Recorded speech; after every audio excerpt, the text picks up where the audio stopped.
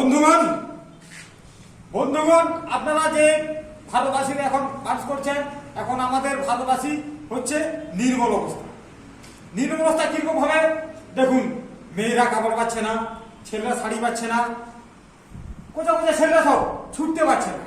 সেরকম ভাবে সব হয়েছে। আমি এখন আমার নাম হচ্ছে বাবলু প্রামাণিক, ভোটে দাঁড়াতে চাই। তাই হচ্ছে সবাই ভোটারদের দিগন্তের বলতেছি, আপনারা আমাকে দেখে দেখে ভোট দিন। আমাকে দেখে দেখে ভোট দিলে আপনি আবার আমার যে যতগুলা আমাদের রাষ্ট্র আছে, আমার ধর রাষ্ট্র আছে, নদীগুড়ান, কৈরাস, শিবানমালিগা, হ্যান ত্যান, সব কিছুকে কোনো দুঃখী রাখবো না। আজকাল নেতারা সবাই প্রচার করতেছে, তোমরা আমাকে ভোট দিন, আমি তোমাদের জলের অল টাইম লাগিয়ে দেবো। কিন্তু আমি চাইছি তা না।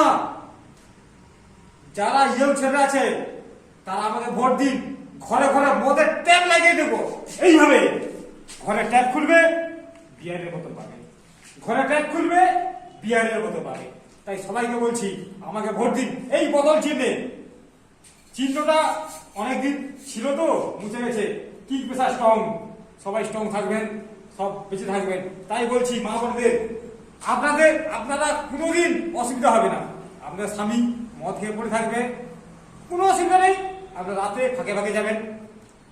এটাই হচ্ছে ব্যতিক্রম। তো এখন 18 বছরের মেয়েরা সব স্বামীর সঙ্গে ঘর করতে চায় না, যুগে যুগে পালিয়ে যাচ্ছে। সেই হিসাবে বলতেছি আপনারা সবাই একজোট হন, কি টম্পে এই লেভেলে আমাকে ভোট জিতে দিন। তাহলে আমি দেখবেন পশ্চিমবাংলাকে আমি এমন ভাবে উন্নতি করবো, যারা কেউ করতে পারে না আমি সেরকম করবো। কিরকম করবো? তোমাদের কোনোদিন শুয়ার পাবে না, ঘরে ঘরে বিস্তার কথা থাকবে। যারা মজা করে তারা কোনদিন লাঠি কুত্তাও তাদেরকে খেয়ে যাবে, সঙ্গে সঙ্গে যাবে, ঘরে টংটক ছুটবে, কোনো অসুবিধা নেই।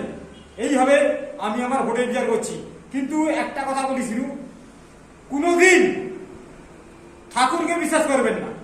ঠাকুরকে যদি বিশ্বাস করো তাহলে ভগবান বলবে যে মদ খাওয়া তুমি বন্ধ করতো, তাহলে তোমার সংসারের উন্নতি হবে না। যে সেটা মদ খায় তাহলে উন্নতি করতে পারে, কেন বলতো মদ খালে সব জানে, না হলে বেকার হয়ে যাবে। তাহলে ওই তো বলছি, এই আমার চিহ্ন কিং পেশা স্ট্রং, বদল চিহ্ন ভোট দিন, বাবলু গলিকে জয় করুন। এই আমার ক্ষুদ্র বক্তব্য দিয়ে শেষ করলাম।